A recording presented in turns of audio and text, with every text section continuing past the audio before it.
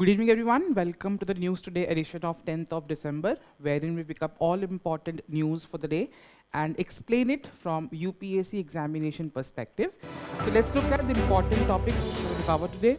First is ISRO's Aditya L1 has joined the global efforts in the landmark study of solar storm. Then there has been a report which tells that substance use among school-going adolescents in India is increasing. Then US has released a new national security strategy which has an idea, a core agenda which talks about make America great again.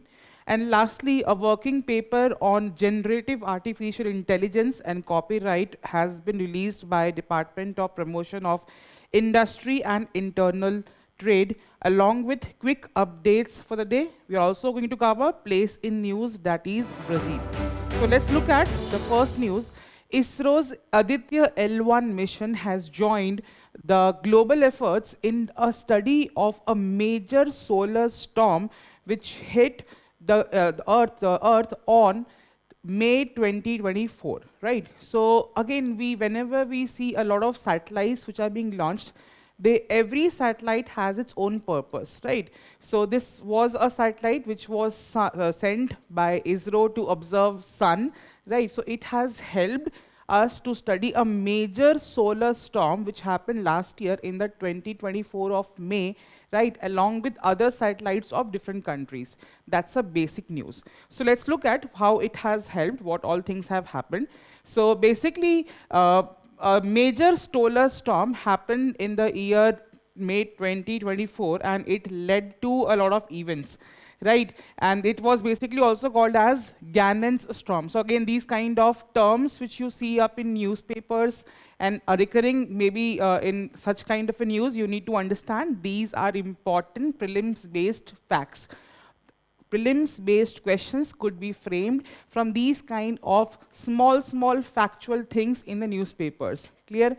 So this was something which has happened in May 2024, and it was not just a usual solar storm. It was a very massive solar storm that was needed to be studied. Right? Again, what exactly made this solar storm so much intense, which of so much intensity, right? So that was something which was going to be studied, and this is the process which led to a discovery of a new term, what we call as magnetic reconnection. So again, the solar storm which happened, what exactly solar storm? Again, I'll explain you in a very simple manner, right? So some event which was associated with this big solar storm was called as magnetic reconnection. So let's understand what exactly is magnetic reconnection.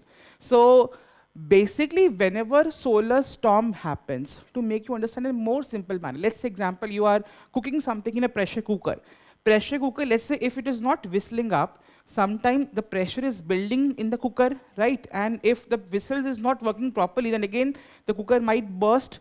Similar thing happened in sun as well, right? So when there is huge burst of energy from the surface of sun, that burst of energy is called as solar storms, which are also called as coronal mass ejections. So basically, there are huge bubbles of hot gases, of course, which is there in sun, and magnetic energy which was thrown out by the sun, right? But in 2024, this solar storm took a different turn. Usually, storm happens where again big bubbles are going.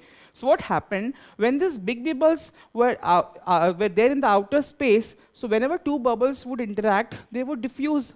But in this scenario, in this solar storm, what has happened?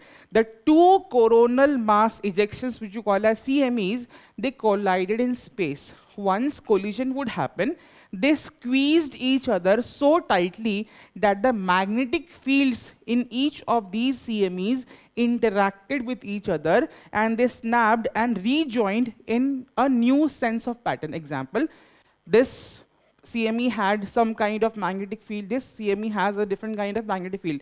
When both of them interacted, they combined their magnetic fields and created one new big magnetic field, which was led to a more energized solar storm.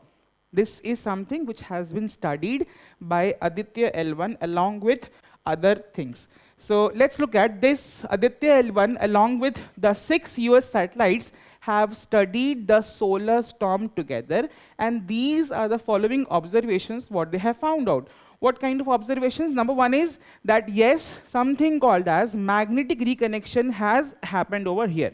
So that is something they are calling as magnetic reconnection, which we have studied. So they tell inside one CME, that is what discussed, the magnetic field suddenly reversed direction, and a clear sign that magnetic lines had broken and rejoined together. That is something which has been studied by the satellite. And second, the storm after this collision became more stronger. That was also being observed over here. Right, so that is the CME gained extra energy over there, and it made the storm more intense. So this has confirmed that CME collision plus the idea of magnetic reconnection has caused the unusual solar storm in the year May 2024, which was also called as, nicknamed as Gannon's storm. Right. So that's the utility of these kind of satellites which are being sent by under different space missions of different countries. So the Aditya L1, let's have a basic fact about it. So Aditya L1 was India's first space mission to study sun from space. Basic facts, you need to understand this because all of these are very important prelims based questions. So again, it was launched through a launch vehicle called as PSLV C-57. And it sits on around an orbit called as Lagrange point L1, which is 1.5 million kilometers from the Earth. Why it is staying in an L1 orbit? So again, you must have read that just because around this basic L1 orbit, Aditya L1 gets a constant uninterrupted view of sun without no blocking coming from Earth in its sight, right? So this, it has carried many of the payloads, many scientific instruments. Some of them are visible emission line, coronagraph to watch solar outer layers. We had solar low energy X-ray spectrometer to track solar flares. We had plasma analyzer package, and many such instruments were carried out by Aditya L1 as a satellite to observe sun. The basic facts you're going to remember.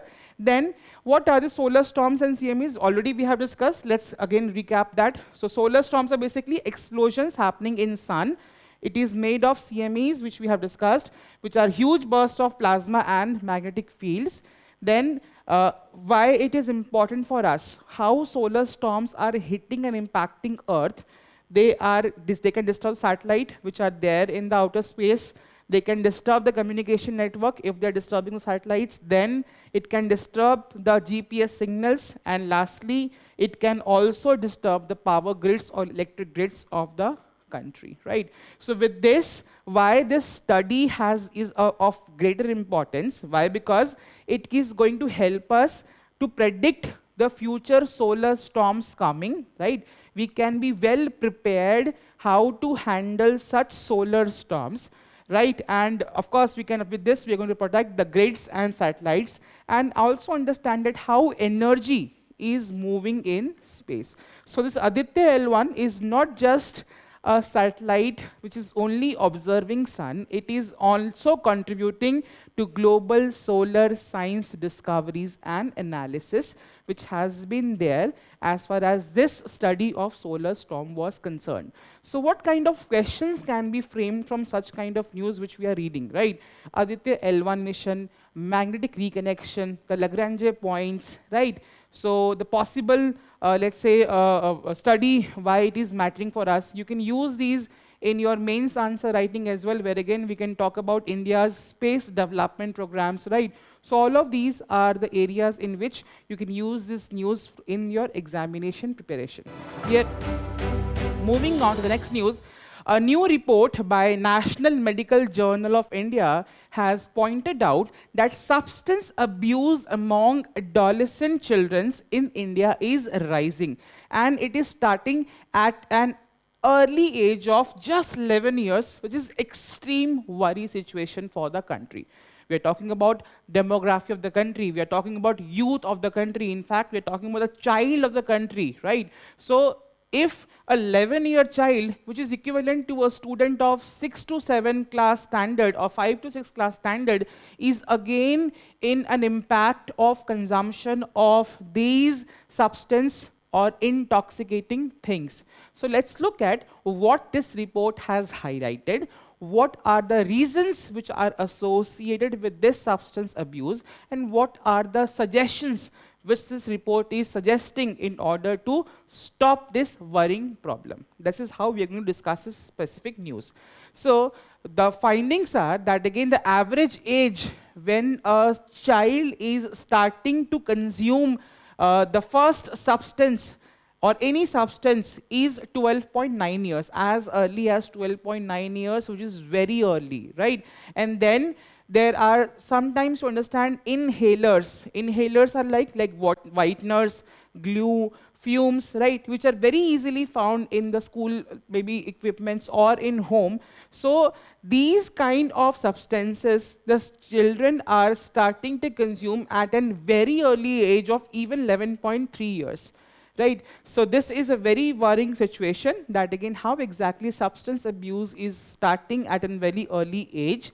Then many students have already tried something harmful as per the report. It of course has conducted a survey, and it has found that 15.1% of students in the country have used any substance, at least one in their lifetime. And one more fact, that 10.3 has used in the past 1 year, which is meaning that the problem is active as of now we are discussing this, right? So it tells that it is not an old teenager problem, which was earlier, wherein we saw that again teenagers in the age bracket of 16 to 18 years were starting to consume this substance abuse, but now it has been on a worrying situation. Why? Because early child or maybe children within the age group of 11 years are started to get impacted due to this thing, right? Then now let's discuss why are children using these drugs. So these kind of explanations or reasons are very important. You can use them in your mains answer writing, wherein of course it's a very important topic for examination as well, because children are considered as vulnerable sections of society, and whenever any topic related to health, education, malnutrition, or any other matter of fact which is a sensitive topic, you can use this as one of the pointers in your answers. So let's look at the reasons. Number one reason is social media influence. Nowadays, you understand that again social media has a both positive and negative impacts. We know this, but sometimes this social media is again a triggering point for these children, where again at these platforms the content is not much regulated, and that is leading to children getting exposed to some content which is beyond their age, and that is again making them attractive towards such substances. So it is seen that they are getting influenced due to peers, influencers, and they think it is a very cool stuff to do. Right. Number two is deficit parenting. Nowadays, with the global growing urbanization, lifestyle changes, people getting busy, nuclear families, a lot of social changes happening in society, and that has led to something called as deficit parenting. What is deficit parenting? Parents are not giving enough time to their children, and children are feeling sometimes alone. They are not talking to their children, they don't know what is happening in their life, and that is again leading to something called as inconsistent discipline, and kids becoming more vulnerable to these kind of substance abuse. And lastly, mental health issues. Again, all things are very interrelated to each other. Problems like anxiety, depression, attention deficit hyperactivity disorder, impulsivity, behavioral issues, all of them, children feel that if we consume these kind of substances, it is going to suppress these kind of mental health issues what we are facing. The problem here is we are not talking very openly till now about mental health in the country. Although government is trying to make sure that it to normalize this whole idea of that mental health is also a problem, But still many families or many people in the country, many societies still believe it is just a basic issue which is not to be discussed or addressed. And that is the problem which is leading to such kind of abuse of substances by children who are going through mental disorder or mental stress or mental health issues. Clear? What this report has suggested. So the report has suggested that again early warning and awareness campaigns, right? So prevention and awareness campaigns has to be done, and where it should start.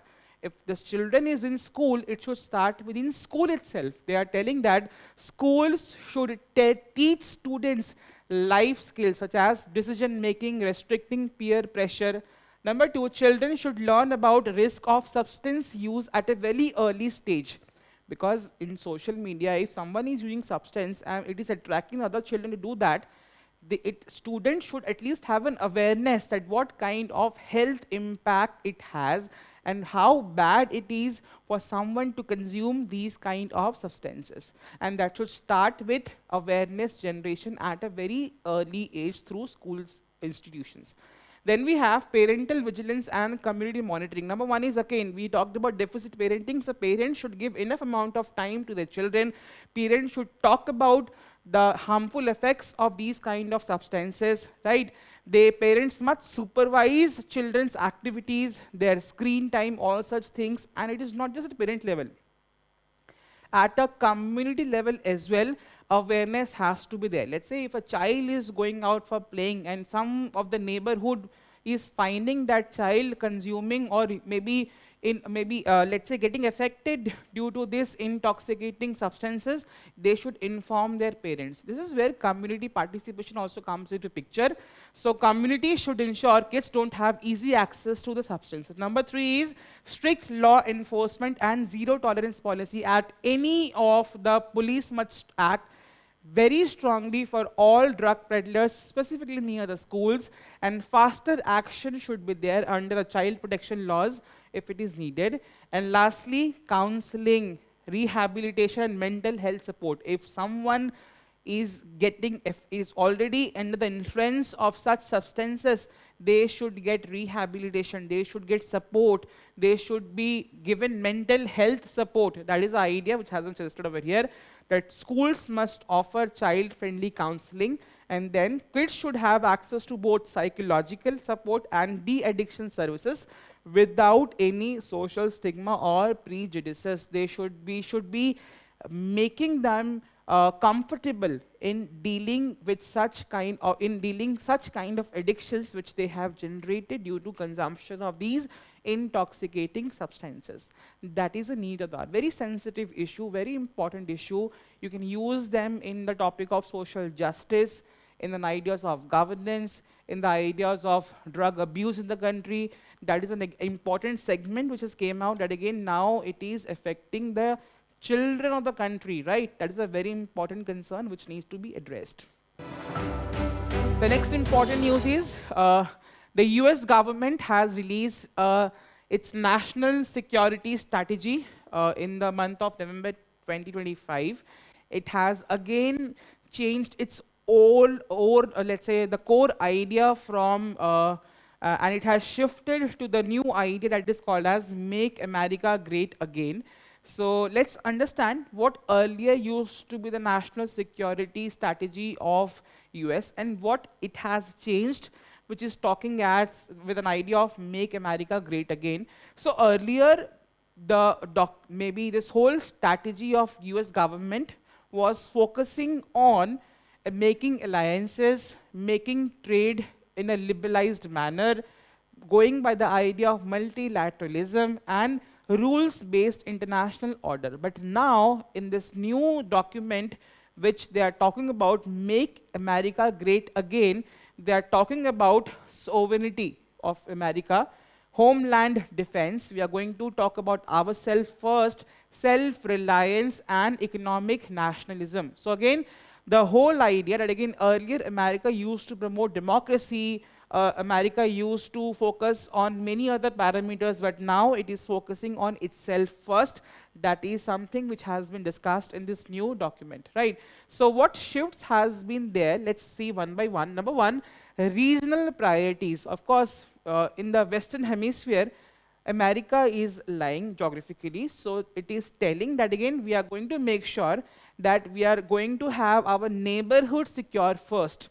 That is the idea of securing Western Hemisphere first, right? So the USA again is following its own, there was an own protocol called as Old Monroe Doctrine of 1823, which said Europe stay out of Western Hemisphere. So again, it is now again coming to this whole strategy of Monroe Doctrine. So it is telling that the Western Hemisphere is America's #1 priority, and the USA wants to ensure its preeminence presence over there. So again, basically focusing on America and its neighborhood first. That is the new policy or the new security strategy of America, #1 change. Number 2 is, again, this Monroe Doctrine 1883, again, important fact for your prelims examination. It can come out as a topic that, again, it is related to what the doctrine talks about, right? Then is great power dynamics. So now, earlier, US was seeing Russia and China as existential threats, right? So earlier, Russia and China were called as existential threats by the USA, but now USA has stopped in this new security strategy labeling Russia and China with very harsh terms. It is telling that, again, this opens the space for more flexible diplomacy around these two regions as well. So this has been the second shift. Then, with respect to ideological shift, America used to promote democracy at a global level, right? But now it is something talking about an idea of what we call as civilizational pluralism, right? So America earlier used to promote democracy and again interfere in any country's internal politics as well. Now they are telling every country has their own way of civilization, and it is completely up to them that again how they are going to proceed with that particular matter, and we are not going to interfere in any country's political system. So this is called as civilizational pluralism. Again, a very important theme for your international relations question, that what do you understand by civilizational pluralism? Clear? Then it is talking about when it comes to Asia. Asia, US in the new strategy tells it is again very important for us. Why? Because it is seeing huge developmental scope over there. So Asia, especially in the Indo-Pacific region, has been described as central theme to America's future. USA still wants a very free and open Indo-Pacific region, which it believes is important for its security, right? That's a basic few 4 changes which this new strategy document has talked about with the theme of making America great again. Let's understand that again how it is going to have implications for India. Number 1 is improved relations, as it clearly tells that again we want to improve commercial and strategic relations with India through groupings like Quad, that is Quad is of course India, Australia, Japan and USA. USA wants to prevent domination by a single competitor nation, that is, again, it has given a hint, that is China. So again, it is going to make sure that Chinese influence in the region is not going to be superpowering the entire other nations, number 1. Number 2, strategic autonomy. As we are talking about something called as civilizational pluralism, it is something giving an idea that again US is not going to interfere in any country's internal politics, and every country will now be independently framing its foreign policy. And something India maybe, let's understand that again, India has some good relations with Russia, defense ties with Russia, right? Now if US is telling that again we are not going to interfere in any other country's internal politics, it is giving some kind of independence to countries to frame its diplomatic relations with other countries, right? And then number 3 is geopolitical relief and irritants for India. What kind of relief? Again, the US, Russia detente improved relations is again good for India because India is heavily dependent on Russia for its defense. And number 2 is, what is the problem with this new thing? US in the document has also told that again it is going to be doing the mediation process in solving India-Pakistan peace in a diplomatic manner, which is of course an irritant for India, because India wants ki we are self-sufficient to solve the India-Pakistan relations, and we do not want any third-party interference in tackling that particular situation. That is a problem for India, because US has told that again we are going to solve the India-Pakistan problem through, let's say, mediation or a diplomatic process, right? That is something which is the implications for India as far as this new strategic document which is being released by US government is concerned. Very important topic for India-US relations and also for maintaining global order. Clear? The next topic is a new working paper has been released by Department of Promotion of Industry and Internal Trade, which is talking about that how generative artificial intelligence and copyright issues are going to be balanced. To make you understand this, let's understand what exactly is this whole copyright issue with generative artificial intelligence. So you understand that artificial intelligence also needs data, right? So there are a lot of books, a lot of content which is provided to this generative AI based on the study of all of these documents, everything, then only it is going to give us some kind of results, right? So that's an idea.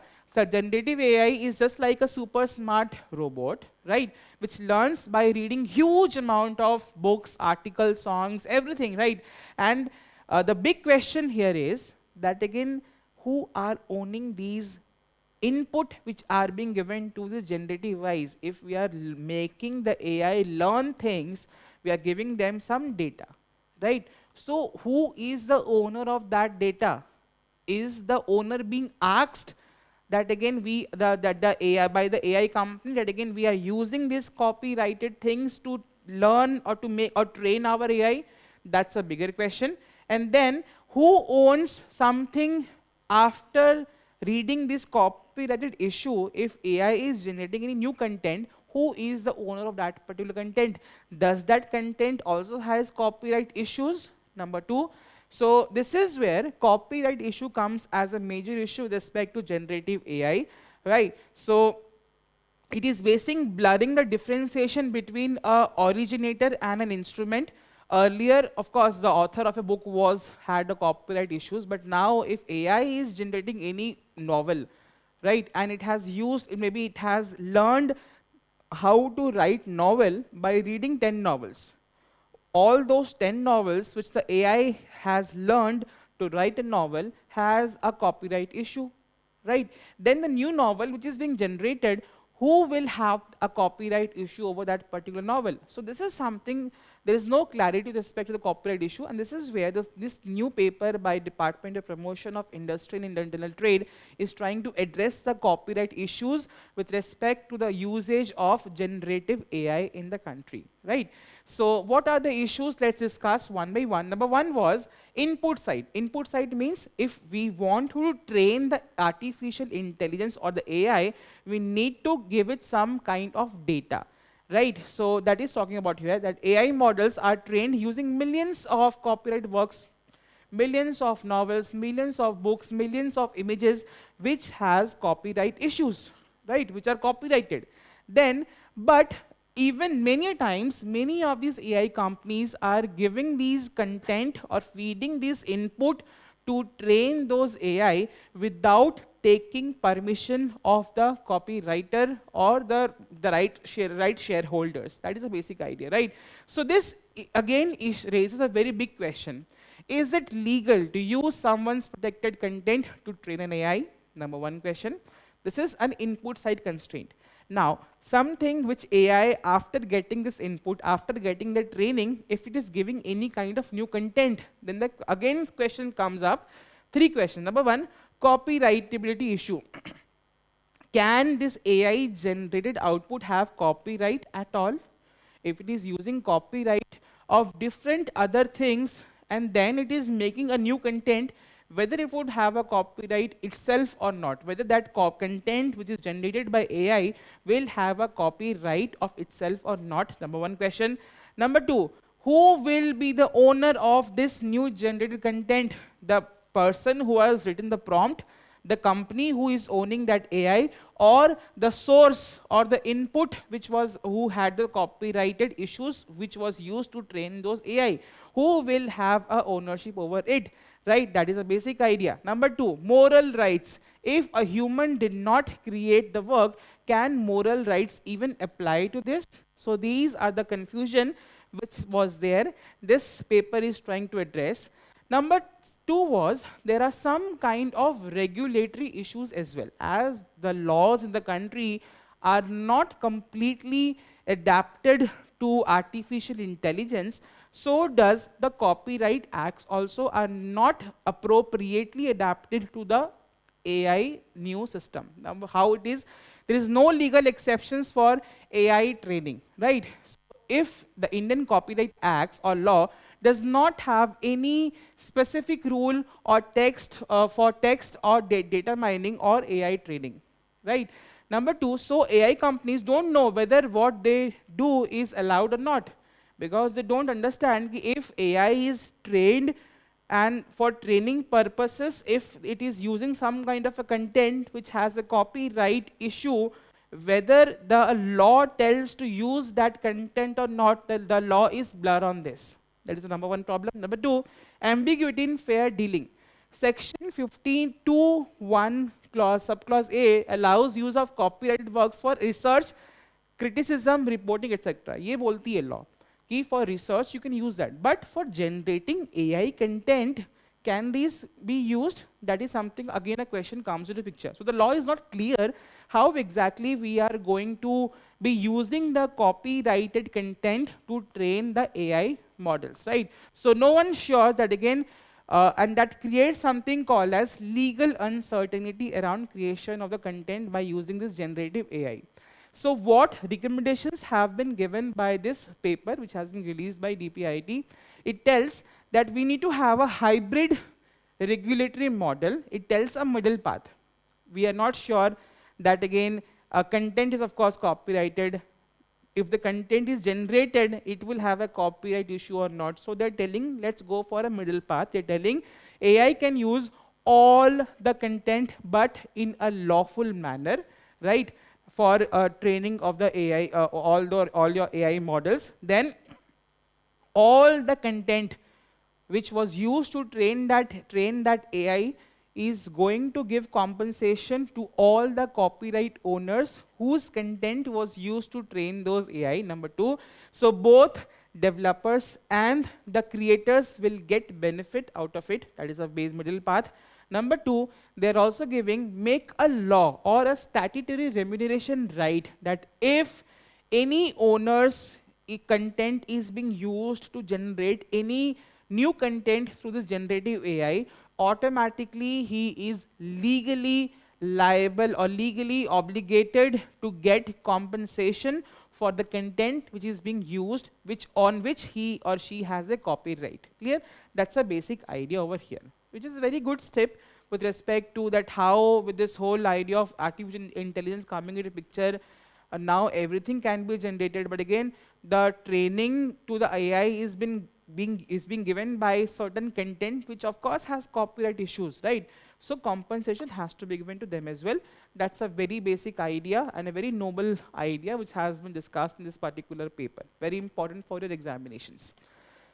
The next topic is, the next of course here is models which are being used by other countries. There are other countries which are also using this AI to train the data, right? So voluntary licensing, many tells ki if it should be completely voluntary. If I am the copyright owner of a particular content which is being used by the AI, I should be given the option to tell whether I want to give my content for AI training or not. Number one, very simple.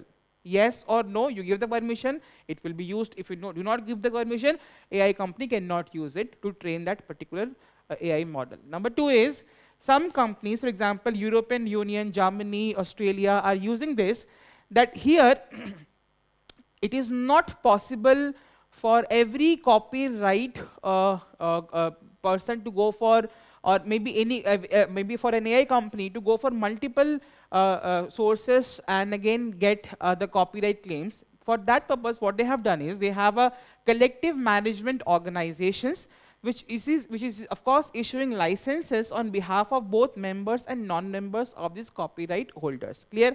And this makes licensing easier and more uniform, right? And lastly, text and data mining exception. It is being used in Singapore. Singapore is telling that again, if any content is being used to train that any AI model, so they are beyond the scope of copyright violation. There is an exception which is provided to it so that it is very useful for AI training, which is the emerging technology of the day. So these are the few international practices.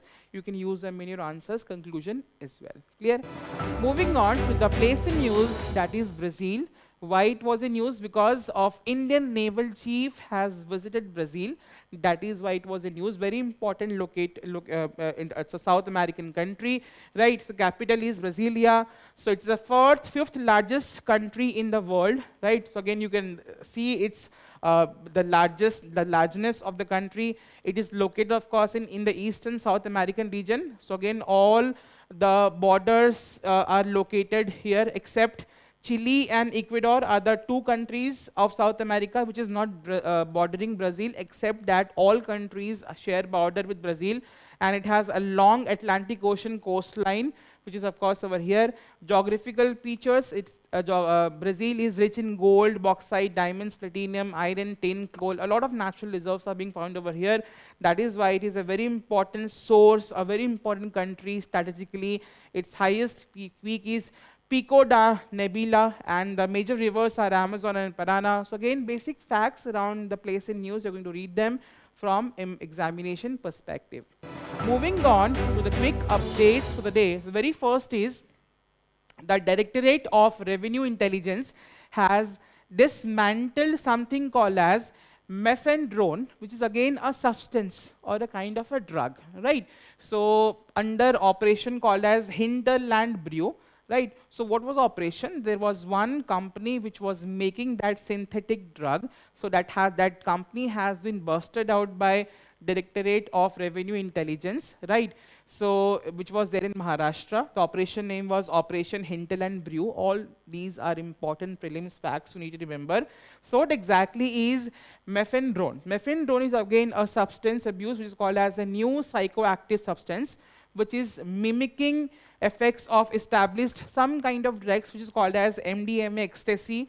So it has same kind of properties like just MDMA and ecstasy. So again, what is the impact it is going to create after its consumption? It is going to speed up the communication between the brain and the body, right? But it has a huge risk of addiction, adverse effects on body, and fatal intoxication. So that is why it was in news. But Operation Hinterland Brew, this whole substance, mephedrone, all of them are important facts for your prelims examination. The next news is penguins were in news. Why? Because the Western or maybe the African penguins are dying in huge numbers. 62,000 African penguins have died due to starvation over 2004 to 2011 due to declining fish availability. And due to what? Climate change. Oceans are warming up. Fish are not available in the open fish. And again, there's a huge population dependence on fish also. So that is where fish are not available to these African penguins, and many of them have died. So that is very important news. So penguins became important species for your examination. So basic facts you need to understand. So penguins are basically called as seabirds, which is also called as Spanish Day family, which is of Spanish Day family. And there are 17 to 19 species of penguins, which is mostly found in southern hemisphere, in the colder region basically, southern hemisphere पाई जाती है. And there are different species of penguins. Some is blue penguins, which is found in Australia and New Zealand. Emperor penguins found in Antarctica. African penguins are also there. What kind of characteristics do they have? They cannot fly, but of course they have wings. The wings is there because they have adapted to flying, maybe flippers for agile swimming.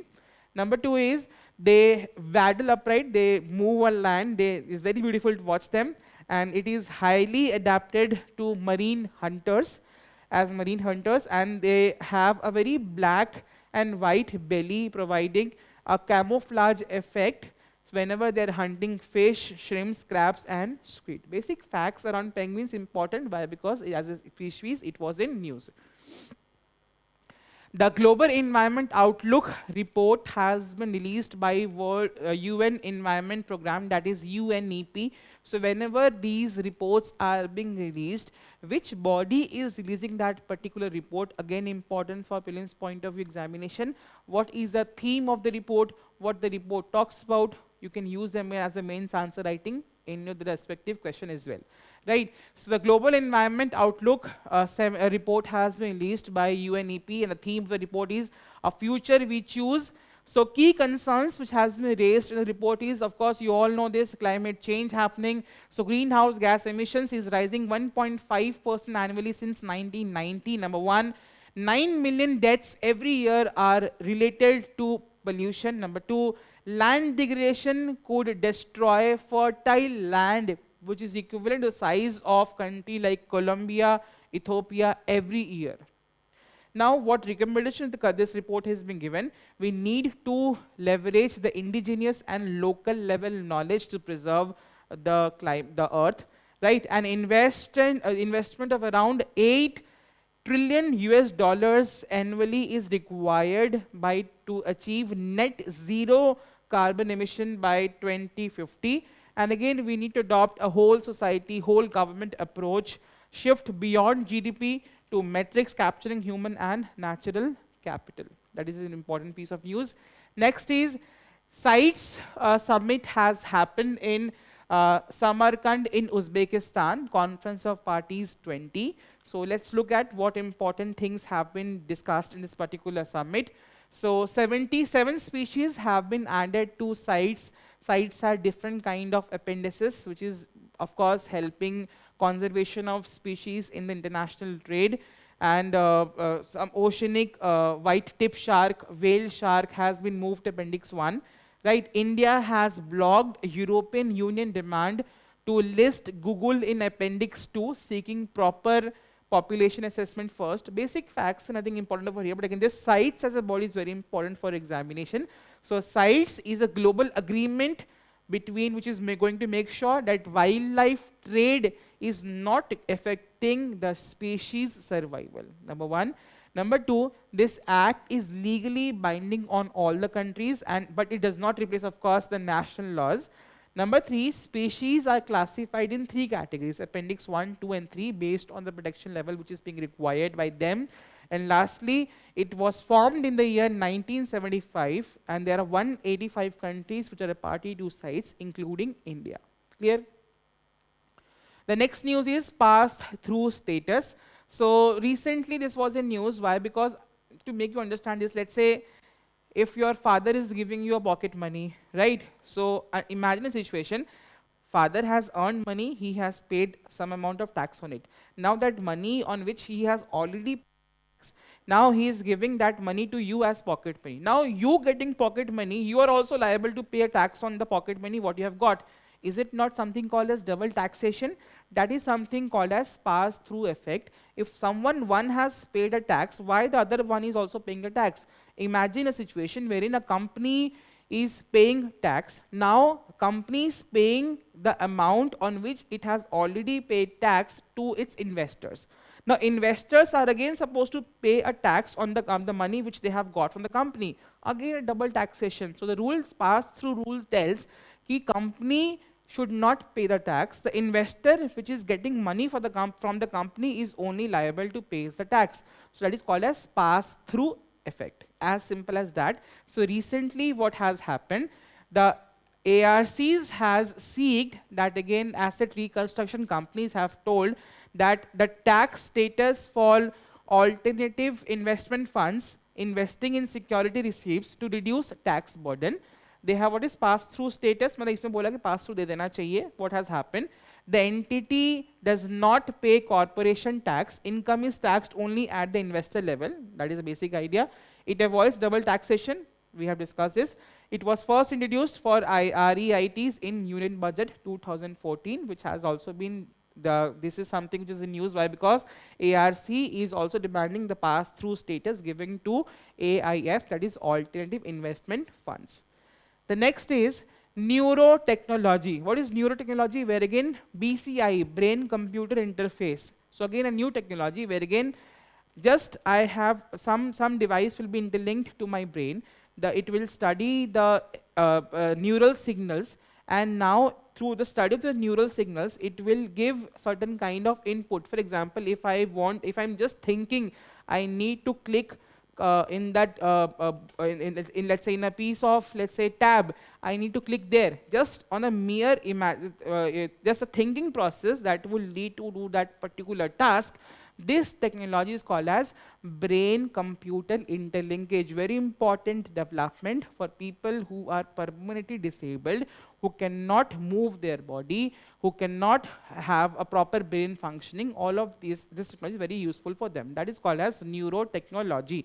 So tools that connect directly with brain to record, monitor, and even influence brain activity. Right? So again, it is helping scientists and machines to listen to brain signals. Something called as brain-computer interface. It turns thoughts into digital commands. What they can do, it can let people control computers, wheelchairs, robotics, arms, using only their brain signals, not any no switch, nothing. Just thinking, the process is being done. It is going to help the people suffering from paralysis, diagnosing brain disorders, supporting therapy for depression. Parkinson's example is a Neuralink, which is again a BCI device. Next is Interpol Blue Notice. So CBI has asked the Interpol to issue Blue Notice on an early manner. So Interpol releases different kind of notice, and there are color coding notice which are being provided by Interpol. What exactly is Blue Notice? It is very important to understand. So it is an important notice which is being issued to gather information on a person's identity, location, and activities at an international level. Other key Interpol notices are Red Notice, which is issued to locate and arrest the wanted person for prosecution and sentence. Yellow Notice, to trace missing persons, especially minors, or identify unknown individuals. Orange Notice, it is warning about serious threats of dangerous persons, weapons, explosives, hazardous materials. Green Notice, it is alerting countries about persons' criminal activities posing a potential threat to public safety. Basic facts hai, but this could be a probable question in a prelims examination. They can give you as the following: yellow notice, blue notice, green notice, red notice, and subsequent notice functions. Clear? So again, that is how you're going to read them. The next is Bharat 6G Alliance. Again, we all know about 4G, 5G, 6G.